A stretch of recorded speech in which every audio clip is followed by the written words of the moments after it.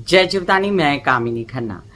अब ईश्वरी कृपा एक ऐसी कृपा होती है जिसकी चर्चा जरूर करनी चाहिए। लोग क्या करते हैं, अगर कोई भगवान की कृपा हो जाए, कोई अनुभूति हो तो उसको छुपा लेते हैं।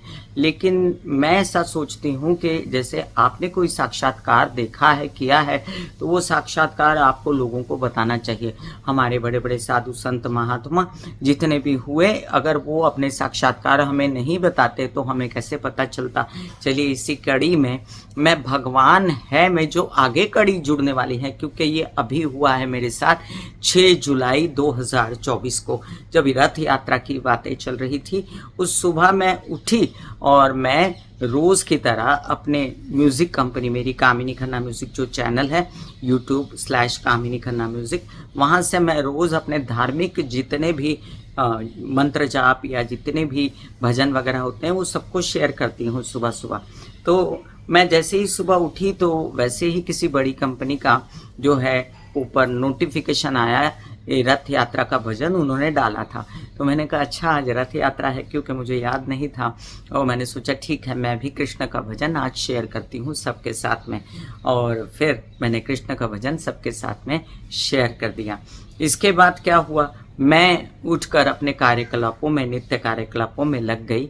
और फिर उसके बाद मैं जो अपने पूजा पाठ में लगी, तो उस दिन मेरा पूजा पाठ में बड़ा मन लगा। मैंने अपने मंदिर में मंदिर की सेवा की, मेडिटेशन भी किया। और जब आरती करने लगी तो जो आरती में मैं शांताकारम की आरती बोलती हूँ, कई वर्षों से, कई वर्षों से उस आरती में मेरा परम ध्यान लगा। उस दिन तो मुझे अनुभूति हुई कि हाँ, मेरे साथ विष्णु भगवान की बड़ी कृपा है। उसके बाद ऐसा होता है कि ये पहली बार मैंने कृपा अपने आप में जो महसूस की थी।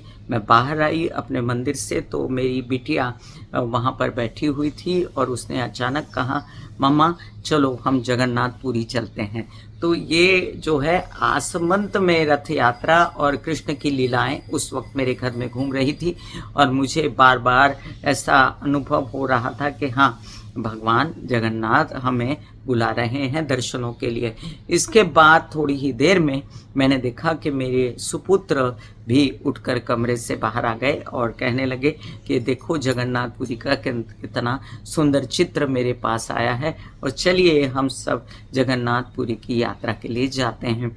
बात यहीं पर ख़त्म हो जाती तो जगन्नाथ जी की वो बात जो है मैं आपसे चर्चा नहीं करती। यहाँ से उठ के मैं अपने मित्रों सहेलियों के जमघट में गई और वहाँ पर कुछ काम था मुझे। तो बात करते करते मेरी सहेली ने कहा कि आप लोगों को मालूम है आज एक परिसर जो हमारे घर के नज़दीक है, वहाँ से जगन्नाथपुरी जैसी रथ यात्रा निकलने वाली है, और उसको हाथ लगाने से कई जन्मों का, रथ को हाथ लगाने से कई जन्मों का पुण्य मिलता है। तो जो सुबह से जगन्नाथ जगन्नाथ जगन्नाथ कृष्ण की जो बातें शुरू हुई वो रात तक चलती रही मेरे साथ। और मैंने महसूस किया कि वाकई भगवान है, और जब भगवान की कृपा होती है तो वो बार बार हॉन्ट करती है, बताती है आपको कि मेरी उपस्थिति है तुम्हारे साथ में, आपकी क्या गलती है, आप उस उपस्थिति को नकार देते हैं।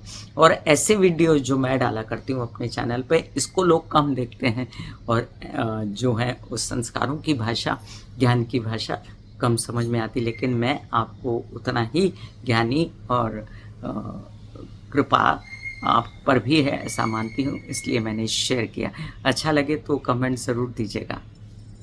जय जगन्नाथ, जय जीवदानी।